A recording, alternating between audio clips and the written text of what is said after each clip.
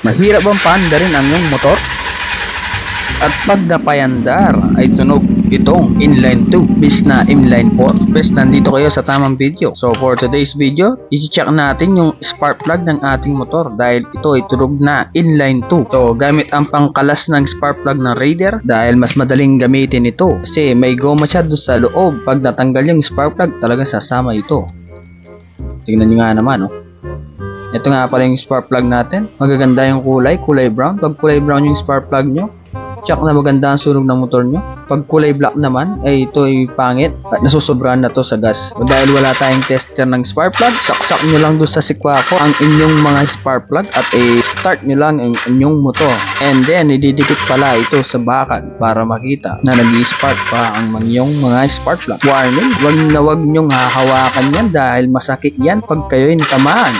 Na-check naman natin lahat ng spark plug at makikita natin mayroong malakas at mahina dito sa ating pag-check ng spark plug. Lalong-lalo na yung itim na spark plug ay mahina yung kanyang spark. Ito nga pala yung gamit kong spark plug, NGK CR8EGP. So kung mayroong kayong motor na kagaya ko, ito yung spark plug na sukat na para sa'yo. At kung makakita man kayo ng spark plug na kasukat labang pero iba yung ulo, wag nyong gagamitin ito dahil hindi po ito pareho. Yung isa ay matulis, ito ay hindi. Papakita ko sa inyo yung resulta bakit wag nyong gagamitin ito. Ito nga palang gagamitin natin, steel brush, basahan at gasolina lamang. Iyan, sundan nyo lang yung aking ginagawa at malilinis nyo yung inyong mga spark plug na parang bago na. And then pagkatapos ng isang spark plug, gawin nyo nito sa lahat ng inyong mga spark plug. Ayan, no, napakalinis ng ating mga spark plug ngayon. And kung hindi pa kayo satisfied, i-check nyo ulit sila kung nanibago ba yung kanilang spark. So kabit na natin yung ating mga spark plug. Mas advisable kung papalitan na natin itong mga spark plug na to. Mura lang naman yung brand na ginagamit ko. Tag 230 lang sa Shopee. Moment of truth. Ayan o, naka-dextrose pa si Bandit. Yun o, madaling umandar at tunog na inline 4 ng ating motor. Hindi na siya inline 3 kagaya ng ayos na ayos ang ating motor.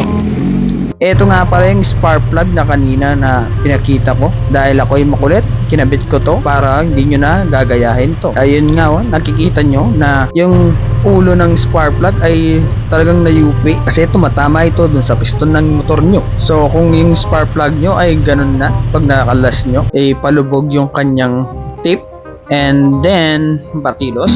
So yun yung bilhin nyo, wag itong kudrado. So sa mga nagpapa-shoutout pala dyan, dadaan ko na kayo dito sa ating video.